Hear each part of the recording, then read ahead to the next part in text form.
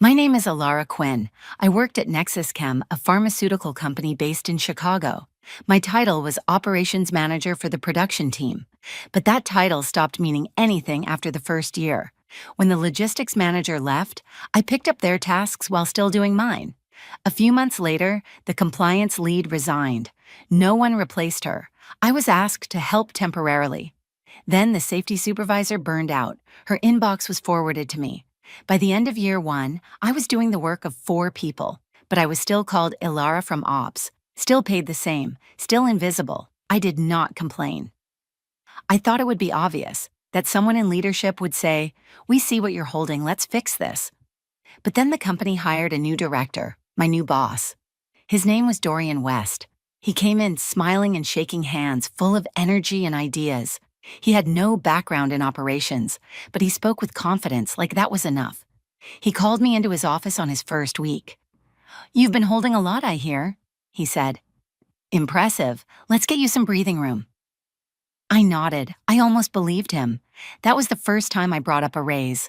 His smile shifted. "Let's revisit that in a few months. Right now, we're focused on stabilizing headcount." I heard that phrase 4 more times. Different versions, same answer.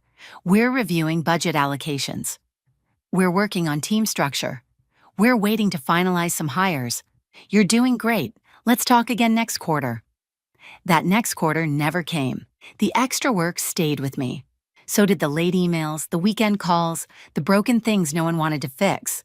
My name wasn't on the leadership chart, but when something failed, people still came to me, and slowly I stopped expecting anything. I stopped asking, but I started watching. I noticed when my calendar was booked without asking, when I was left out of meetings I used to lead, when my reports were passed up with someone else's name at the top. I was still doing the work. I just wasn't part of the room anymore. So I began saving things, quietly, copies of reports, emails I sent, notes from calls. I saved the processes I wrote, the charts I updated, the plans I fixed before they broke. If you're still here, maybe on your lunch break, maybe walking out like I just did, leave a trace. Just tell me where you're listening from. And if this feels close to home, subscribe. You'll want to hear how this ends. Because that week, after my 4th raise request was brushed off again, I stopped trying to prove my worth. I knew they saw it. They just hoped I wouldn't. The changes did not happen all at once. They never do.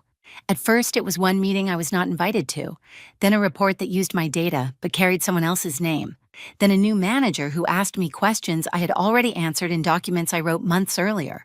No one said anything directly. That was the clever part. Instead, my inbox got quieter.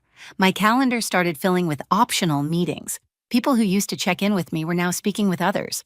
But when something broke, when the logistics failed, when the vendor missed a deadline, when the labels were printed with the wrong codes, they still came to me. Always quietly, always after hours, always with a hint of panic. I fixed things. I always did. But something had shifted. Dorian no longer asked for my input. Instead, he built a new leadership team around himself. People who spoke his language, people who moved fast and made big promises. People who, from what I could see, had no understanding of how this place actually ran. They started reorganizing roles, streamlining departments, changing reporting lines. No one explained why. They just posted new charts, updated titles, and smiled like it was progress. One day, I walked past a meeting room and saw the new org chart on the screen. 4 areas I had quietly managed for the past 2 years were now listed under new names. None of them were mine. No one had told me. No one had even looked me in the eye.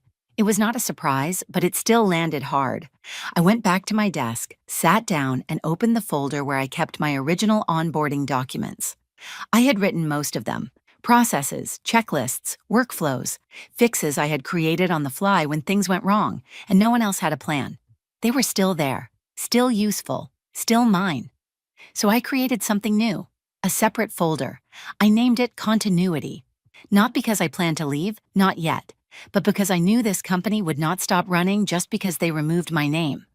And if I was going to be erased from the meeting invites, the org charts, and the emails, I wanted to make sure what I built would outlast that silence.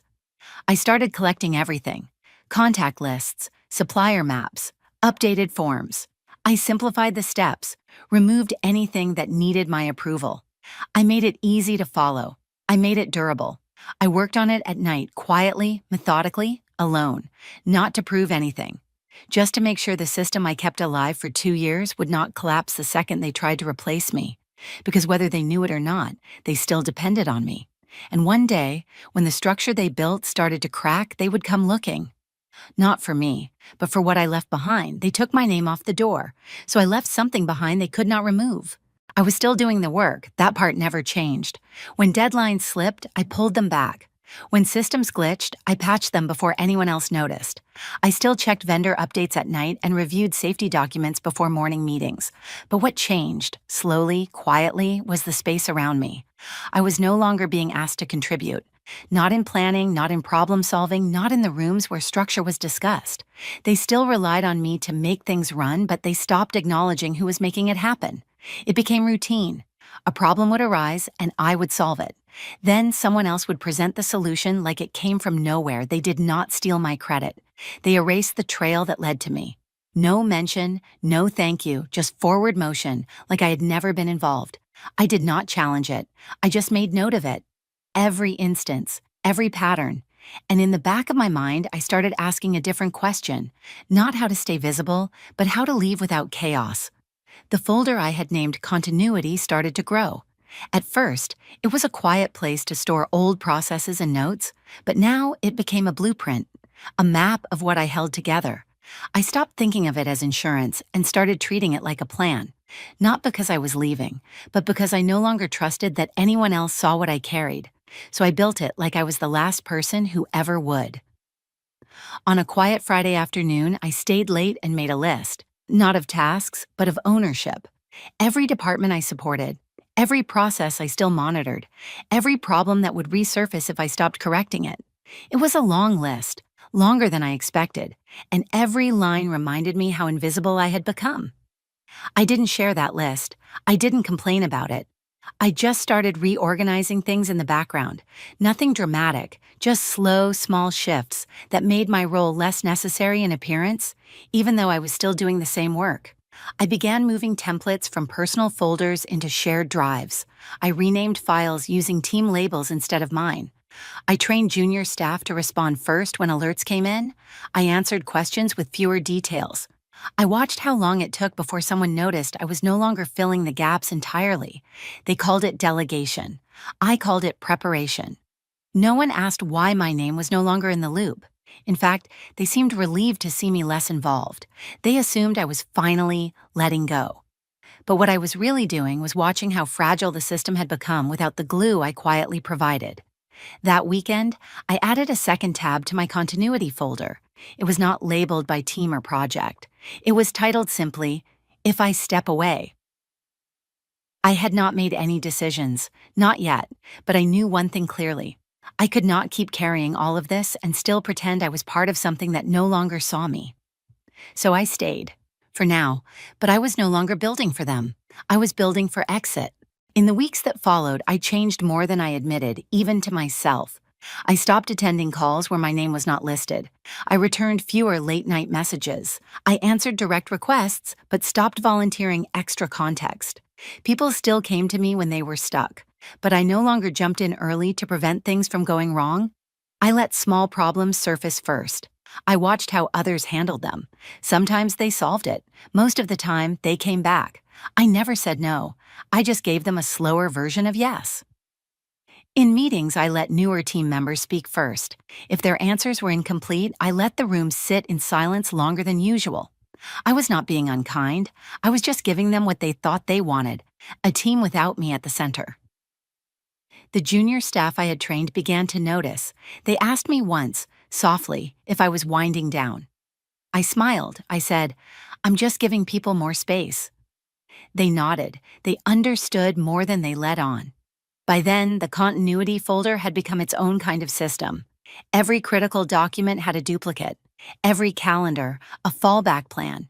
I mapped workflows with steps anyone could follow, even if they didn't know why those steps mattered. I translated the invisible work, the logic, the triage, the quick judgment calls, into something that looked manageable on paper. It wasn't perfect. But it would hold, at least for a while. Dorian never noticed. He was too focused on performance decks and quarterly numbers. When metrics looked stable, he smiled more in meetings. When I spoke less, he saw it as a win. He had convinced himself that pulling me out of leadership had made the team more scalable. He used that word a lot. What he didn't know was that half the team still checked with me, quietly, before sending their decisions forward. But even that, I began to shift. I encouraged people to trust their calls. I stopped correcting every detail. I wanted to see what would break and how fast, not out of spite, but because I needed to know what they truly understood and what only ran because I never let it fail. The most revealing moment came on a Thursday. A minor issue in our inventory system went uncorrected for 3 days. It caused a delay, nothing massive, but enough to make a senior partner call a check-in. Dorian sat through it, offering vague responses and blaming transition periods. I watched quietly from my screen. No one mentioned my name. Later that evening, one of the coordinators messaged me. "I think we missed something you used to catch. Sorry we didn't ask earlier." I replied, "It's okay, you're doing fine. Just document what happened." They thanked me, but I didn't open the file. I just added one more note to my second tab in continuity. The page was getting long. By then, I had already stopped attending the Friday syncs. My updates were sent by email. My calendar blocks had gaps. My hand was no longer on the wheel, but the vehicle was still moving just slightly off course, and no one could see why. Because the systems I built were still holding, I did not leave, not yet, but I stepped back far enough to let the cracks show. Not the dramatic kind, no explosions, no missed deadlines that made headlines, just quiet failures, numbers that no longer matched, messages that went unanswered, reports that should have been reviewed but weren't, tasks that passed from hand to hand without landing anywhere solid. It started small. A client inquiry got stuck in a loop between two managers. No one knew who owned it. The client waited 5 days before escalating. The response was messy, full of contradictions. I saw the thread but didn't intervene. I watched how they tried to untangle it, how they realized too late that no one had the full picture anymore. Then came a product review that needed cross-team input. The version that was shared had outdated information. I recognized it immediately. It was one I had retired 6 months earlier, but the updated version never made it into the new structure. So they used what they had, and they approved a plan based on data that had already expired. No one caught it. Not until 2 vendors flagged inconsistencies. Dorian blamed handover gaps. His team sent out a patch. The senior manager sent a follow-up memo. I read all of it. None of them used my name, but I saw my footprints on the floor they were sweeping. I didn't feel angry. I felt distant, like I was watching a building I once helped design start to creak in the wind, still standing but not stable, so I made a decision. I drafted an email, short and simple. I requested 10 business days of leave, no reason stated. I submitted it through the HR portal, copied no one. I cleared my calendar. I left a one-line out-of-office note. For urgent requests, please contact your direct lead. No one pushed back. Dorian approved the request without comment. A few people messaged to ask if I was okay. I replied, "Just recharging, everything's fine." That was true. I wasn't leaving because I was upset. I was leaving because I wanted them to feel what the silence really sounded like. The timing was perfect. The team was preparing for an investor site visit. It would require coordination between compliance, logistics, and vendor support. All 3 areas I had held. All 3 now assigned to someone else. I left no warnings, no notes. I had already put everything they needed in the shared folders, at least what they thought they needed. But I knew what was missing. Not information, judgment, history, quiet fixes that had kept the machine running. They would not see the gaps until they stepped into them. I logged off that evening with no plans, no checklist, no guilt, and for the first time in 2 years, I stopped checking in. The first issue came on day 3 of my leave. A supplier missed a delivery window for a critical component tied to the investor site visit.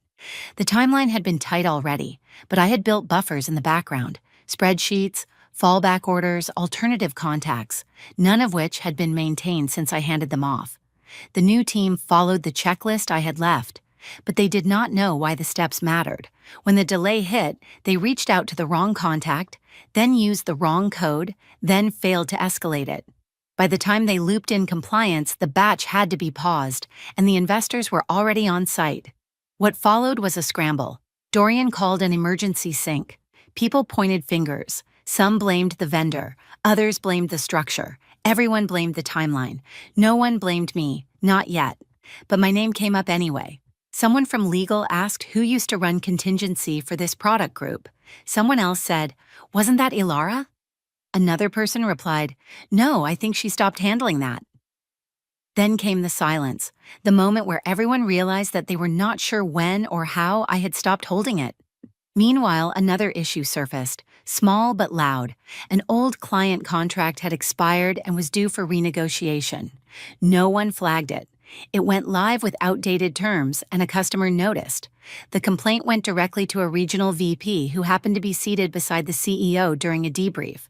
The next morning, the CEO requested a full breakdown of who had owned risk logs and operational approvals for the last 2 quarters. Not just the names on the chart, but who had actually done the work. I was still on leave, but my name appeared over and over in approval chains, in workflow backups, in archived folders where version histories told a story louder than any email thread. Dorian tried to redirect. He said the structure was transitioning, that we had been in a phase of flattening. But none of that explained why 4 departments had run cleanly for 2 years, and now, within 1 week of my absence, the system was showing strain in all 4. I did not know any of this in real time, but on the morning of day 8, my phone buzzed with a short message from a senior colleague I trusted. "Hey, CEO just asked why your name's on everything. You might want to check your inbox when you're back." I did not reply. Instead, I looked at the clock. I still had 2 days of leave, 2 more days where they could sit in the weight of what I used to carry and realize it was never the files, never the folders, never the tools. It was the judgment behind them, the judgment they never asked for, until it disappeared. On the 9th day of my leave, a meeting was scheduled with no calendar title, just the word operations. It came from the CEO's executive assistant.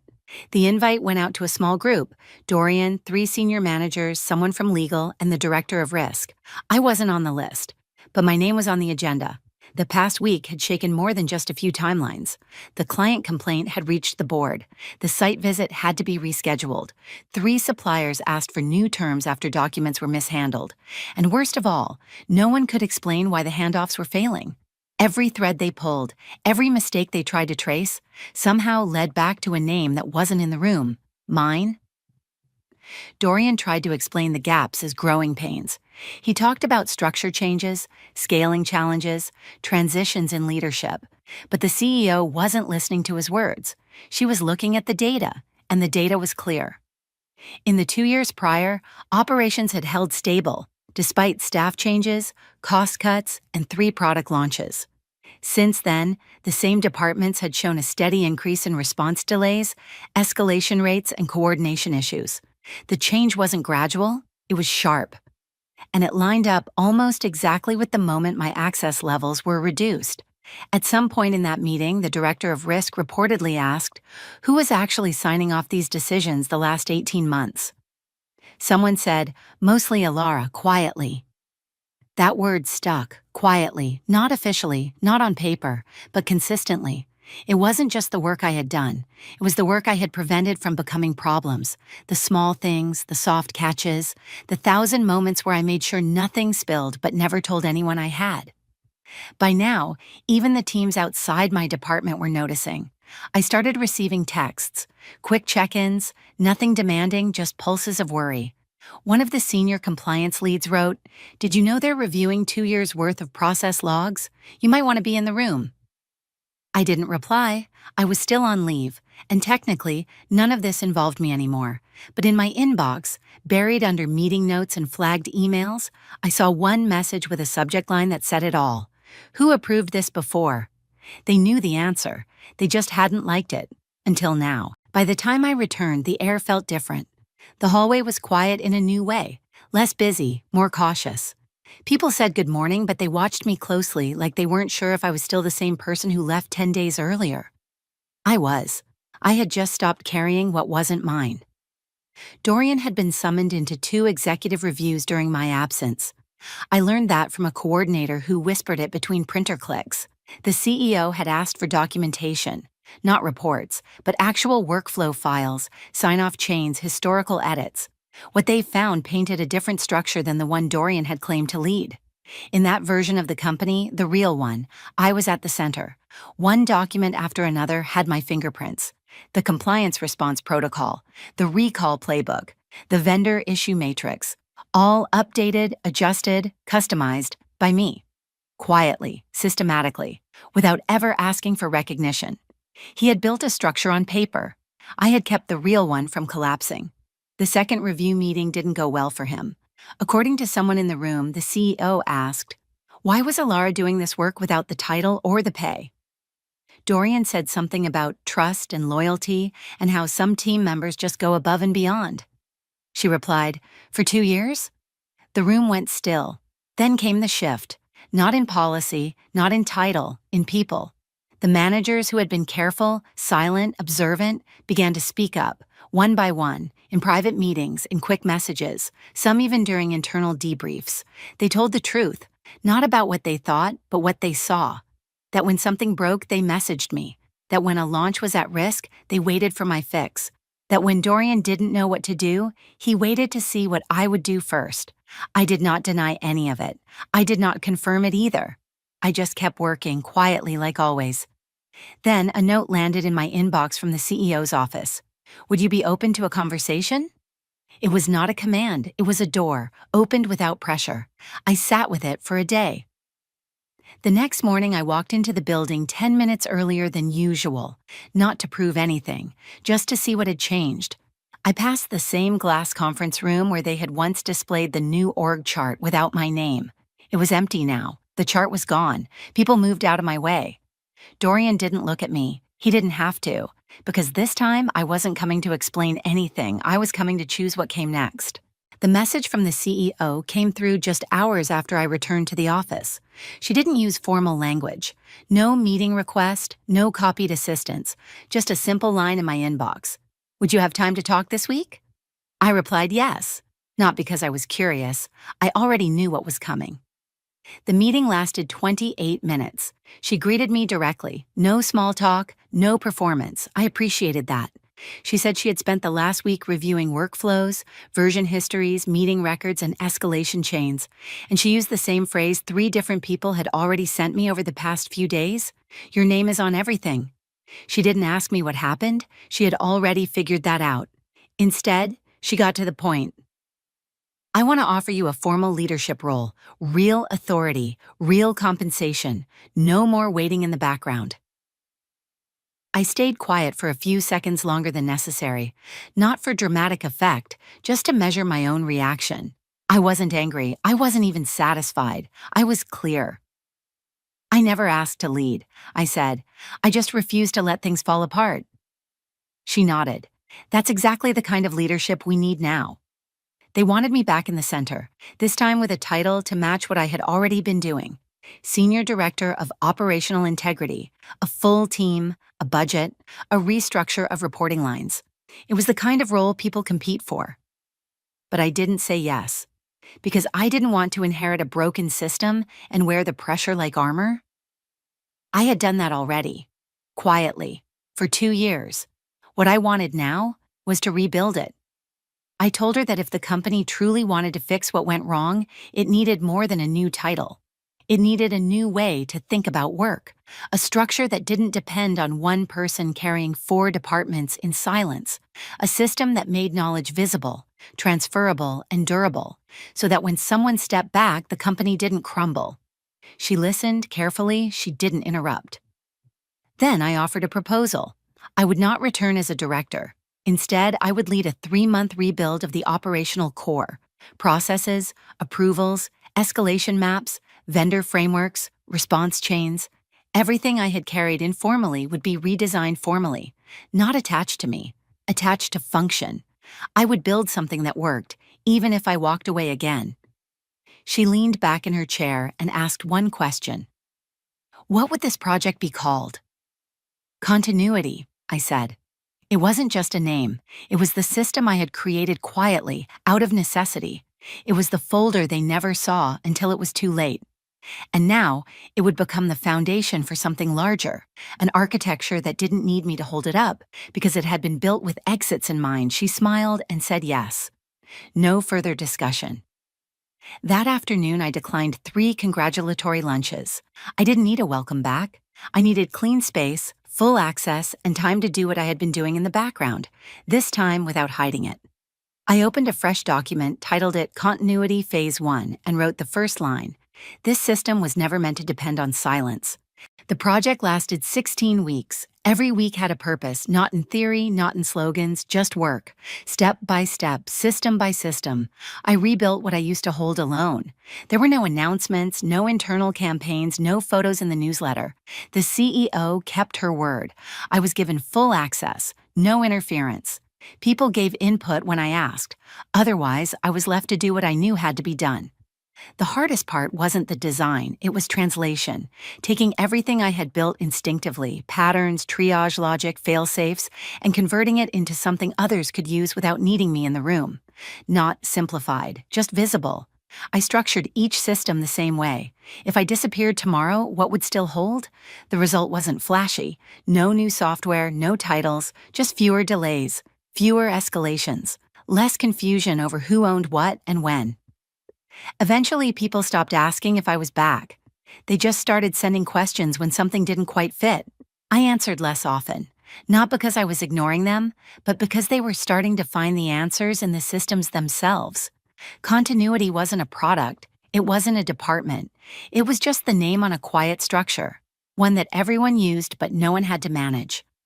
Dorian left 2 months into the rebuild. There was no public reason, just a short internal memo about pursuing new opportunities.